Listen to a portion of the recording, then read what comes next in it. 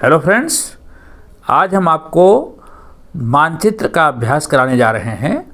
क्योंकि कोविड-19 के कारण बच्चों आपकी क्लासें ऑनलाइन हुई, तो कंटेंट तो आपको सब कुछ पढ़ाया जा चुका है, लेकिन परीक्षा के लिए जो मानचित्र अभ्यास है उसकी प्रैक्टिस बाकी है। हम आपको आज आपके पाठ पर आधारित जो मानचित्र हैं, विशेषकर यूरोप के मानचित्र, उनको कैसे भरा जाए, परीक्षा में मानचित्र में पूरे अंक कैसे प्राप्त किए जाएं, ये भरना सिखाएंगे।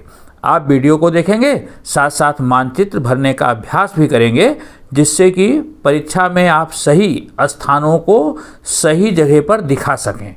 तो आइए चलते हैं। हम पहला पार्ट जो आपकी बुक का है, फ्रांसीसी क्रांति। फ्रांसीसी क्रांति में क्या चीज़ें आपसे मानचित्र में पूछी जा सकती हैं, उसको भरते हैं। आप क्या करेंगे, एक वर्ड का आउटलाइन मैप लेंगे। हमने आपके सामने एक वर्ड का आउटलाइन मैप खोल रखा है।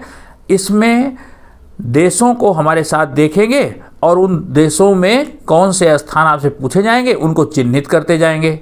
आइए चलते हैं, भरते हैं मानचित्र।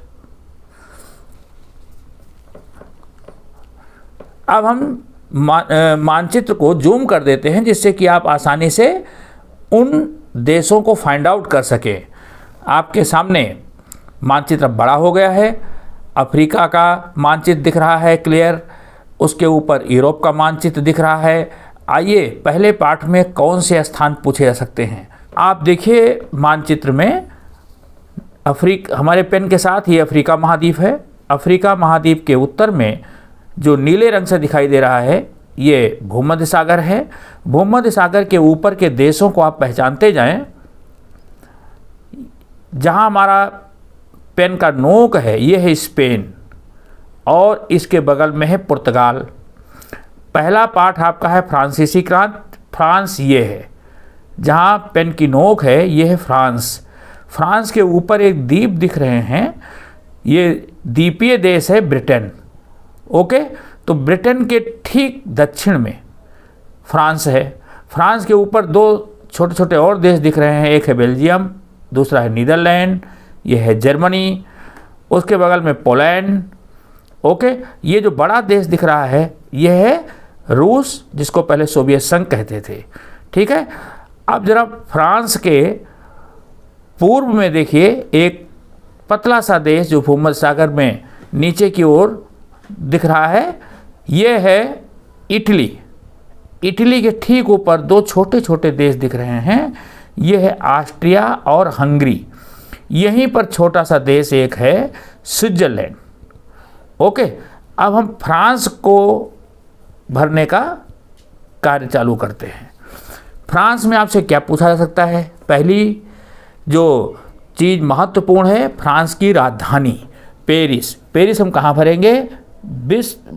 फ्रांस के मानचित्र में बीच में हमने भर दिया पेरिस। विश्व के मानचित्र में फ्रांस छोटा सा दिखेगा आपको, ये हम जूम करके आपको दिखा रहे हैं। बीच में आप यहाँ पेरिस भर देंगे। ओके, फिर उसके बाद आपसे और क्या पूछा सकता है? बोर्दे और नान्ते। फ्रांस में एक आप टिप देख रहे हैं, नोक जैसी चीज़ निकली हुई। इस नोक जैसी निकली हुई चीज़ से नीचे जो फ्रांस है, इसमें पहले नीचे आप भरेंगे बोर्दे और उसके ऊपर नान्ते। तो हम भरते हैं बोर्दे को। बोर्दे पर निशान लगा करके अब हम इसको दिखा देंगे दूर ले जा करके, बोर्दे हो गया। फिर उसके ऊपर नान्ते। इस जो नुकीली सी टिप है, इससे नीचे ही भर रहे हैं। दोनों फ्रांस में पश्चिम की ओर बंदरगाह नगर थे, जहाँ से दासों का व्यापार होता था। तो बोर्दे, नान्ते, पेरिस, 3 चीज़ें आपने भर ली। एक चीज़ और महत्वपूर्ण है, मार्सिलेस। मार्सिले जो स्थान था जहाँ यहाँ का राष्ट्रगान गाया गया था। तो मार्सिले को आप कहाँ भरेंगे? फ्रांस में भूमध्य सागर के किनारे। मार्सिले भूमध्य सागर के किनारे पर है। ये स्थान आप दिखाएंगे, हमने लंबी रेखा की है और यहाँ पर मार्सिले लिखेंगे। ओके, फ्रांस में भूमध्य सागर के किनारे, ये जो नीचे आप नीले रंग का देख रहे हैं यह है भूमध्य सागर। फ्रांस में एक स्थान और है नारमंडी। नारमंडी कहाँ? ब्रिटेन के ठीक नीचे जहाँ यह फ्रांस का तट है, ये वो स्थान है जहाँ विश्व युद्ध में मित्र देशों की सेनाएं यहाँ पर उतरी थी। तो ये स्थान है नारमंडी। ठीक है, नारमंडी हो गया। फ्रांस के ऊपर ये दो देश मैंने बताए थे आपको, बेल्जियम और नीदरलैंड। ये है ग्रेट ब्रिटेन, ये जर्मनी है और ये पोलैंड है। इन चीज़ों को आप याद रखेंगे। अब भूमध्य सागर को आप इजीली फाइंड आउट कर लेंगे और भूमध्य सागर के ठीक ऊपर उत्तर में इटली और ये फ्रांस। फ्रांस में इस तरह से इन स्थानों को दिखा लेंगे। पहले पार्ट में यही चीज़ें आपसे पूछी जा सकती हैं। अब आइए दूसरे पार्ट के मानचित्र को हम एक्सरसाइज करते हैं कि दूसरे पार्ट में क्या पूछा जा सकता है। दूसरा पार्ट आपका है यूरोप में समाजवाद, उसको चालू करते हैं। यूरोप में समाजवाद आपसे क्या पूछा जा सकता है? नया मानचित्र हम ले लेते हैं और नए मानचित्र में हम उन स्थानों को दिखाते हैं। आइए,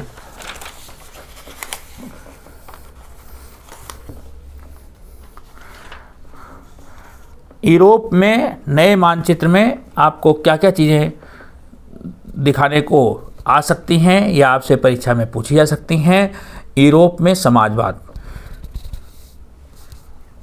सबसे पहले चूंकि यूरोप महाद्वीप को आप देख रहे हैं, कैस्पियन महासागर, यह कैस्पियन महासागर मध्य सागर से उत्तर में एक आकृति आपको दिख रही है नीले रंग से, यह काला सागर, और उसके बाद में पूर्व की ओर कैस्पियन सागर, और फिर उसके पूर्व में एक छोटी सी संरचना दिखाई दे रही है, वह अरल सागर।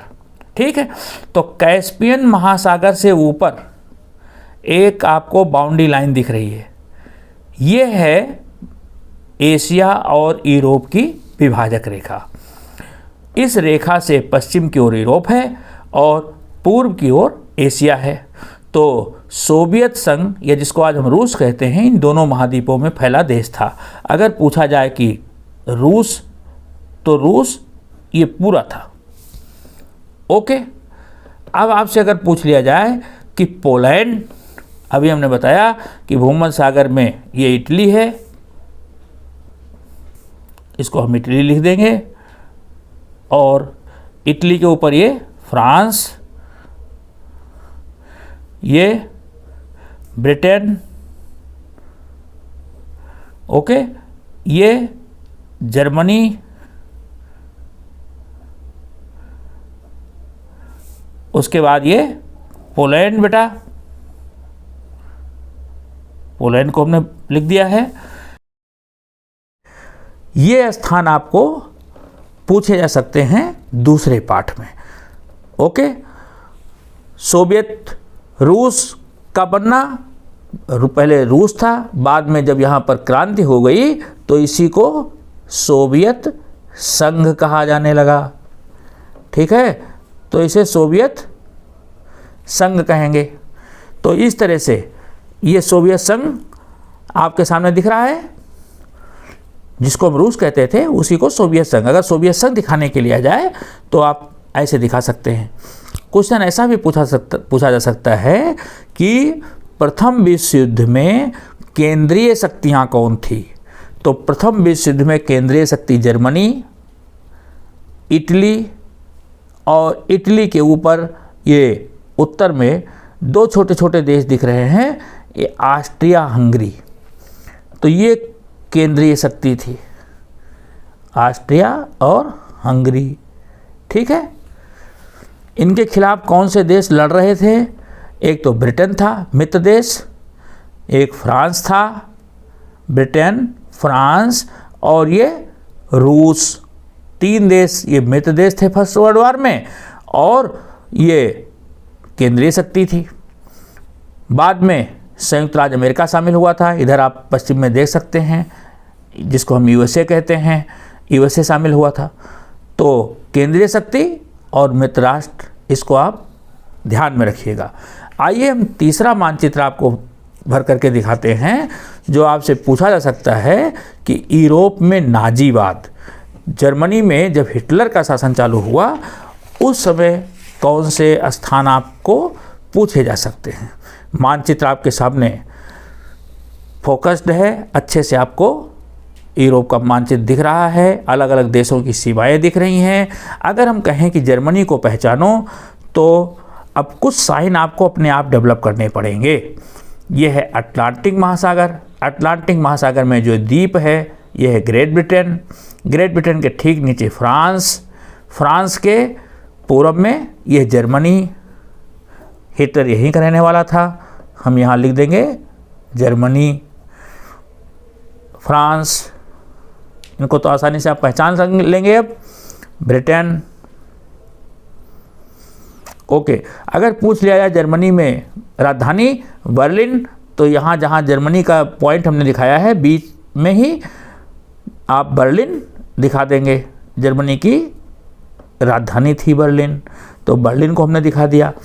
ओके, अब इसके अतिरिक्त और क्या पूछा जा सकता है कि हिटलर ने किन देशों पर आक्रमण किया, कौन से देशों को जीता, वो जैसे बेल्जियम, तो फ्रांस के उत्तर में ये दो छोटे देश देख रहे हैं आप, एक है बेल्जियम, दूसरा है नीदरलैंड। बेल्जियम और दूसरा है नीदरलैंड, जिसको पहले कहते थे हॉलैंड। ओके, अच्छा, अगर आपसे पूछ लिया जाए डेनमार्क, देखिए मानचित्र में एक सींग जैसी रचना है, ऊपर लगता है कि मगरमच्छ का मुंह है और उसमें सींग जैसी रचना है, ये है डेनमार्क। ओके, तो इसको हम एरो से दिखा देंगे और यहाँ लिख देंगे डेनमार्क। इनको हिटलर ने जीत लिया था, ठीक है। और इसी तरह अगर पूछ लिया जाए प्रसा, प्रसा कहाँ था, जर्मनी, ये जो देख रहे हैं आप, जर्मनी में जो पूर्व का क्षेत्र है, ये जहाँ ये पोलैंड है, पोलैंड और जर्मनी का पूर्वी क्षेत्र, ये था प्रसा। हमने एरो किया और उसको प्रसा को दिखा दिया। ओके, अगर पूछा जाए कि पहले विश्व युद्ध के बाद जर्मनी का कौन सा हिस्सा छीन करके फ्रांस को दे दिया गया था, तो याद रखिए फ्रांस और जर्मनी की सीमा पर, यहाँ पर ये जहाँ आप पेन देख रहे हो, फ्रांस और जर्मनी की सीमा जहाँ मिलती है, यहाँ वो क्षेत्र था अल्सेस लारेन, अल्सेस लारेन, और यहीं पर वो भी क्षेत्र था राइनलैंड। राइन नदी यहाँ पर बहती है, तो राइन नदी के किनारे का क्षेत्र राइनलैंड कहलाता था। जर्मनी का एक बंदरगाह नगर था देनजिंग, आइए उसको देख लेते हैं। जहाँ आपने डेनमार्क भरा है, डेनमार्क के पास में ही देनजिंग नगर दिखा देंगे। ये उत्तर की ओर बाल्टिक सागर में का नगर था देनजिंग। वैसे जो महत्वपूर्ण स्थान हैं, ये देश ब्रिटेन, फ्रांस, जर्मनी, बेल्जियम और बर्लिन, इन स्थानों को आप ध्यान में रखेंगे। तो ये 3 मानचित्र हैं जो आपसे पूछे जा सकते हैं 9th क्लास में। 9th क्लास की वार्षिक परीक्षा के लिए इतना सफिशेंट है। आप इसको अच्छे से अभ्यास करके 2-3 बार जाएंगे और जो भी संभावित प्रश्न होंगे वो इन्हीं में से होंगे। ओके, तो मुझे आशा है कि आप बहुत अच्छे से मैप का प्रश्न हल कर सकेंगे। Thank you.